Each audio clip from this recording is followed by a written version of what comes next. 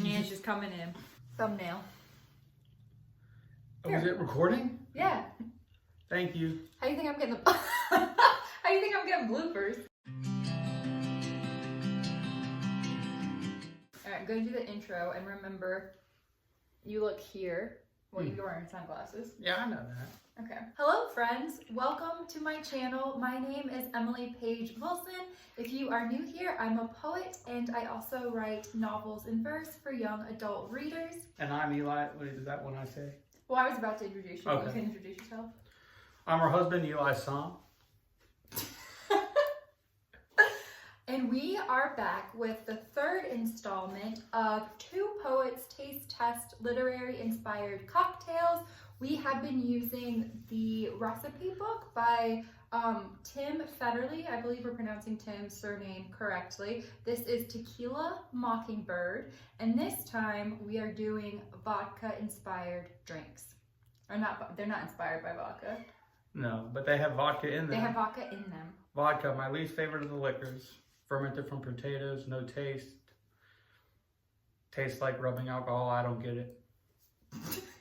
Tim Federle, do you think that's an English name or Swedish? There's the famous tennis player Roger Federer, he's Swedish. It's interesting. Maybe that's a question we can look up later. Stop laughing at me. I'm trying to bring some color. You're not being natural. No, you told me to be the straight man this time. I suppose you just be natural.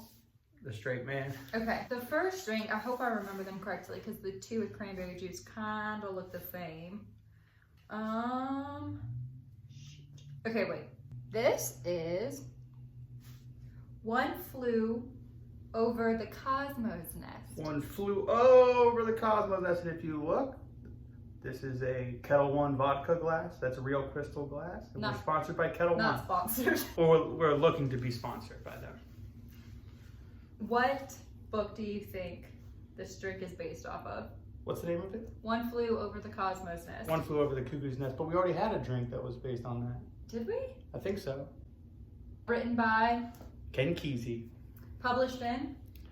1969. 1962. Ooh. That's pretty good though. Ooh, if there's time, maybe I'll do my Jack Nicholson impression that everyone wants to see. It's not bad. Kesey's groundbreaking novel, written while he was a student at Stanford, was drawn from his stint as a psych ward employee when he wasn't volunteering in LSD trials on the side. The late 50s weren't all Leave It to Beaver, gang. I don't get that. Leave it to Bieber. Beaver. Beaver. Leave It to Beaver. Though narrated by a paranoid side character, the hero of the story is McMurphy, Jack Nicholson in the Firecracker film version, who leads his fellow mental patients in a rebellion against Nurse Ratched, a needle-wielding vixen who represents the tyranny of society and seriously raises the question, who's the real crazy here? Liberate your own hemmed-in ways with a Cosmo you'd be cuckoo to pass on. It's fun. Crinkle your nose. Because what if I tag him on Twitter? Well, it was fun. You crinkled my nose. Oh my gosh. Okay, should we just try it? It's vodka, cranberry juice, triple second lime juice. Yeah. Do you want to go first? No, you go ahead. Oh, Ladies no. first.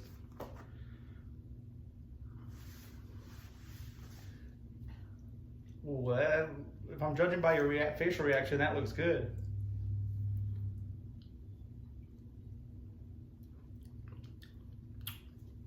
Not bad. Not bad. You can taste the vodka a little too much, even though vodka has no taste. It's kind of a paradox. Well, that also might be, I'm not the best mixologist we've determined in this series. Yeah. Yeah. I wouldn't order it. Would you order it at a bar after a poetry reading? No, it looks, yeah. Could use maybe a little more vodka. But You just said it was too vodka forward. Well, it's a paradox. I hope that I measured them correctly because our cats have broken all of our mason glass jars with the ounces on the side. Terrorists. Yeah, so I eyeballed it. I keep drinking it though. I mean, it's not bad. Have you read One Flew Over the Cuckoo's Nest? I'll give it 5 cubes out of 5. That's our highest rating. You gave it a 5 out of 5? 5 cuber. It's a 5 cuber. Have you read One Flew Over a Cuckoo's Nest? No, actually, yes, I have. I haven't. I saw the movie first. I don't really remember too much from the book. I remember it being pretty good.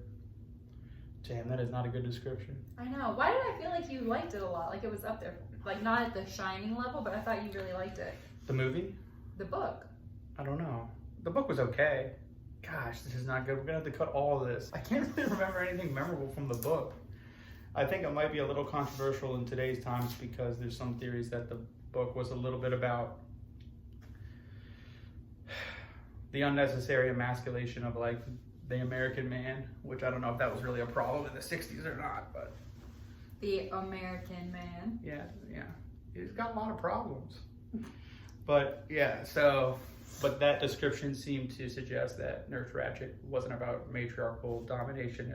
She was more of a representation of society, I guess. But there's a lot of like castration stuff, like psychologically speaking, in the book, and just like henpeck men to death. And so I'd be interested. You wouldn't know about that. I don't know. I kept crying during the reading it for some reason. I don't know why. Yeah. Speaking of the American Man with problems, our next cocktail is Infinite Zest. Oh man, Infinite Jest. That's one of my favorite books of all time. I could go on and on about that book. Who wrote it? David Foster Wallace. When was it published? 1996? Are you looking? No, I did not look. He does love that book. I tried to, I saw some woman was like, if I read all of Infinite Jest, my husband or my boyfriend will need to propose. And I tried doing that and I got 300 pages in and quit. You told me you got 450 pages in. Somewhere in that ballpark. Oh, that let me down, but at least you like Blood Meridian, my real favorite book. I thought your favorite book was The Shining. That's your favorite movie. Yeah. Jesus, what is this? Eli trivia? Trivia about Eli Hour? What was my favorite book? Your favorite book is The Hours by Michael Cunningham. That's up there. Or possibly, who's that poet? I know. Come on, babe. I was gonna. Why'd I get myself in this position? For the people. What is my favorite book? I told you, The Hours. Michael Cunningham. I mean, that's up there. I'll accept that, like, top 3 realm, maybe. Oh my god. Oh no, this is bad. Who's that famous poet? Who knows? Yeah, who is that famous poet? I can see his book cover. Oh, what Is color it right behind us? What color is it? It's a rainbow. Oh my god. Alright, I'm gonna... What's the poet's name? You keep thinking about... I'm not telling you. You keep thinking about this. I keep seeing just Albers, but that's Joseph Albers, the painter. Yeah, I do love this homage to Square. It's Michael though, right? No? I'm gonna put the answer right at the bottom of the screen so the viewers will know, but you won't. Oh my god. We've been together for 9 years. Did he write Lucky Coat Anywhere? No, it's Michael Burkhardt. I read That's that. who I was thinking of. Oh, jeez. Wait, but he's not... He's not your favorite? No, he's not. He hasn't read a novel. Oh. Oh my god. Wait, your real favorite novel? For real? Babe. Oh my god. Just read the description of Infinite Zest. The Wuthering Heights? I mean that's up there too, but what did I always say was my favorite novel? It was How much memory do you have on your phone? I just upgraded to 200 You might have to upgrade gigabytes. again. Okay, it actually is in this room. What year did it come out? It's old. It's a classic. There's only 3 words in the title. It is in this room.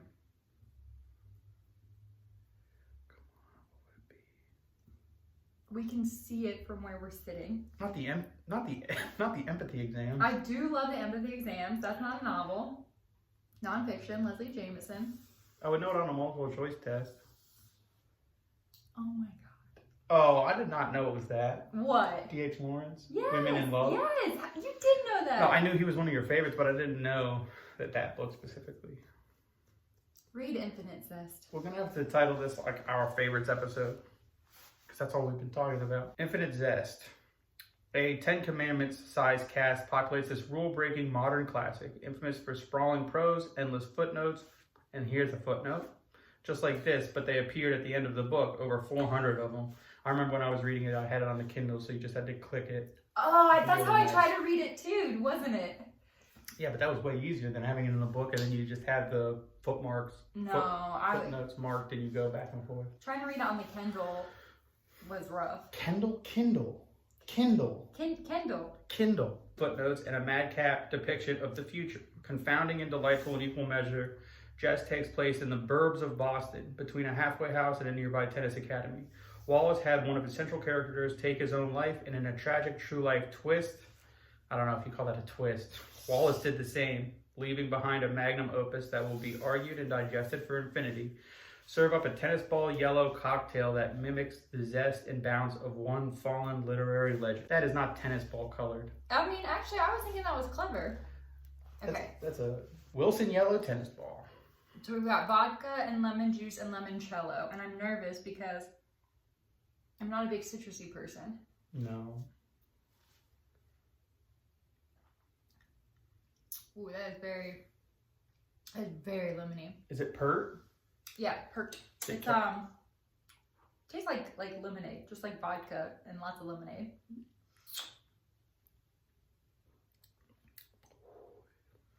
That's like a warhead. Remember those? It is like a warhead. Next time we should crush some warheads and candy the rim with some warheads. Oh, now limoncello, are those like tiny lemons? What are those? It was a lemon flavored liqueur. No, but limoncello. Is it a fruit? Oh, no, it isn't. Isn't it just a lemon? Keep hamming for the camera. You're like, I want to edit that anymore. Or... We're trying to have a conversation. I don't know if there's a fruit that's named limoncello. I think limoncello is a lemon flavored liqueur. Did you know there's a cola nut and that goes in Coca-Cola? That's not true. Yeah, it is true. And I tried to bring it up at Thanksgiving and my little brother looked at me with so much hatred. Like, nobody cares about your Wikipedia facts. Just tell us what it is. Because I was like asking people if they knew it. I mean, but it's one of those common drinks that everybody drinks and nobody knows about cola nuts. But I didn't. Which brother? I don't want to out him. Aaron. Final drink. 20,000 Leagues. Wait, I thought we were going to talk about Infinite Jest. Oh, God, no, I'm just please, kidding. God, no. Have you read Infinite Zest? There's some amazing things about Infinite Jest. They predicted so many things. From Netflix. Snapchat filters. Yeah, damn, how do you know all that? Because I'm married to you and it's your favorite book. I have only read a third of Infinite Jest. You have read it twice at least, right? Yeah, I don't know. I think I read it 3 times and I listened to it on an audiobook 1 time. Because the first time I read it, I didn't get like probably 60% of it when I read it, and I like didn't get so many plot points that I only got later. It's the first book that I immediately started reading right after I finished it because I was sad that it ended. And then you were sad when David Foster Wallace died because you'd never have anything else to read of his. No, because I didn't know him when he died. But I was retroactively a little bit sad. Would you say that's your favorite book? Or would that be Blood Meridian? No, I think Blood Meridian is my favorite book. Infinite Jest is number 2? Yeah. Blood Meridian is more beautiful. Infinite Jest might have some funnier moments. And so your favorite book is Women in Love. Yeah. Jeez, you can probably identify with that cover after you met me. On to the third drink. This is not going well. Not going well. At least my posture is good. 20,000 Leagues Under the Sea Breeze. What is that based off of? Are we guessing 20,000 Leagues Under the Sea? Correct. By Jules Verne. Published in 1876. Did you cheat? No, I did not cheat. We can look back on the review of the instant replay. 1870. Why do I keep soy facing? Oh, yeah. Well, I knew it was around that time. I read that book. I have not read. I'm 0 for 3. That's like really embarrassing. I know, because you love not having read any canon. You think it's so cool. I'm like 0.5 out of 3 because I read some Infinite Jest. That's true. Translated, adapted, sometimes even copied. See Finding Nemo, among others. Oh, I didn't realize that. Me neither. This dazzling adventure by Jules Verne, the French father of science fiction, was shockingly prescient in its depiction of future underwater technologies. A time-tested tale of boy meets fish. Fish turns out to be secret submarine. Submarine never lets boy leave because now he knows too much. 20,000 Leagues sends readers into chilly ocean depths where they meet eccentric scientists, memorable sea monsters, and one very unforgiving whirlpool.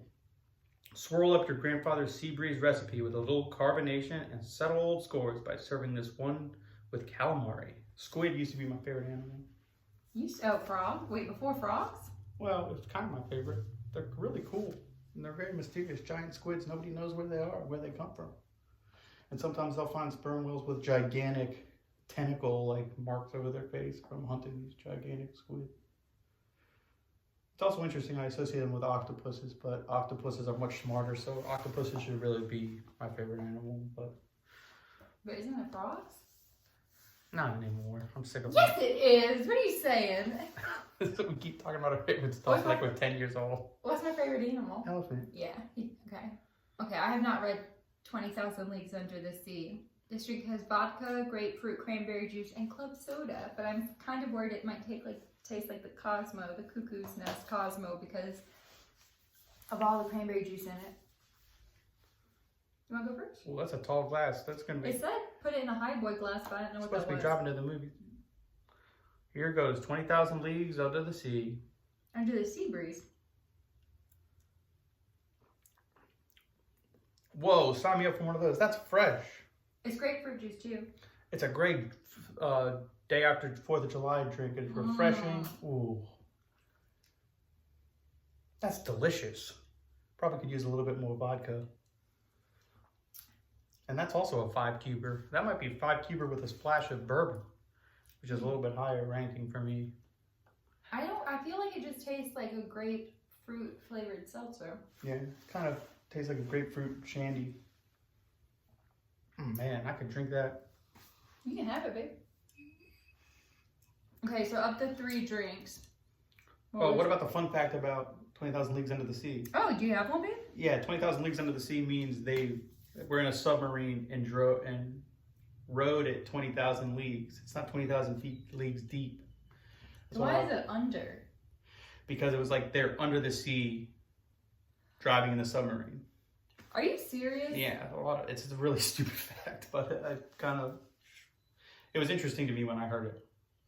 So it's just 20,000 leagues being under the sea. They have just explored 20,000 leagues beneath the sea. They did not descend to a depth of 20,000 leagues. No, because I think a league might be a mile, and 20,000 miles is not how deep the sea is. The sea's probably only like 8 miles deep, I think. But I actually have no idea how deep a league is. I'm guessing a mile. I always thought it was they descended 20,000 leagues. I know. Well, don't ever say that we didn't learn anything during this series. I actually learned that fact from Pawn Stars. So what was your, up to 3 drinks, what was your favorite? That last one is so classic. I feel like these drinks would be good if we mixed them all together. Would you like to do that right now? No. Well, you can mix those 2 together with the grapefruit. The last one, the 20,000 Sea Breeze Under the Sea, is probably my favorite. Mixed with the first one. The second one was a little too tart. Actually, the second one might be my favorite if you add a little bit more vodka. If I had to order one at the bar, I would get the Infinite Zest. Wow, that's surprising since you don't like citrus that much. I just feel, but at least it had a distinct flavor profile. That's true. Yeah. And of the 3 books, which one's your favorite? Infinite Jest. Yeah, Hill's Infinite Jest. What's your favorite? I haven't read any of them. You have to stop reading all these great new modern people and read the classics. I don't read any new people and you don't read any old people. That is actually true. That is very true. Our library checkouts are very different. Any final words for the people? Well, I had an interesting fact I was going to say, but that's not part of the segment. Maybe we'll do it next time. Is it related to any of the books or the drinks? Yeah, it's related to 20,000 Leagues Under the Sea. Go for it. Guess how much water the average adult male shark drinks every day. How much water? Yes. They live underwater. Yeah, but how much do they drink? You can't drink seawater, can you? How do sharks live if they can't drink seawater? Where do they get their fresh water to live? How do sharks drink water? They don't. So they don't drink any water? No, they absorb small amounts of it through osmosis in their gills, which I found kind of interesting, but also kind of sad. Like, what if you're really thirsty and you want to get a lot? You can only suck it in through your gills. Now I wonder if whales drink water. But do you think they don't have gills. Do you think that they would have the thirst, like the inclination to thirst though, if they couldn't satisfy the thirst? Like we have a thirst impulse because we can get water and drink. Yeah, they might yearn for something they don't even know what it is. Oh, you can only That yearn. would not be biologically advantageous for them. You could only yearn for something that you've had before. That's interesting. No, that can't be true. You can yearn for things you've seen other people get. It's called envy. Yeah. Yeah. My favorite of The Sims. That's your favorite of the Deadly Sins? No, lust. No. Maybe gluttony. No, I'm not. I don't think I have any favorite. Gluttony is definitely your favorite. Probably wrath because I'm pretty tough. You can make fun of me all you want. Cross one of my friends. See what happens. That's an inside joke. Okay, I'll keep it in. So on that note, please like and subscribe. We appreciate it. Comment down below either if you have read any of these 3 titles, which of the 3 titles was your favorite, which of the 3 drinks tasted the best, or do you think would have tasted the best? If you have any fun facts about One Flew Over the Cuckoo's Nest, or Infinite Jest, or Sharks, let us know down below. Give this video a thumbs up if you like this series. If you want us to continue. Which ones did we do before? We have 2 other videos in this series. We've done tequila, vodka, whiskey, gin, scotch. No, we've only done 3. This is the 3rd one. Don't worry, we have many, many more cocktails because they did not, in fact, have Galliano. Hey, babe. At our local liquor store. So we'll have to do a separate vodka video. Really hamming it up. Thank you for your help. What's wrong with that? Tell them to like and subscribe. Like and subscribe. Like and subscribe. Like and subscribe. And I hope something poetic happens in your day today. Bye. Why not shake with 2 hands?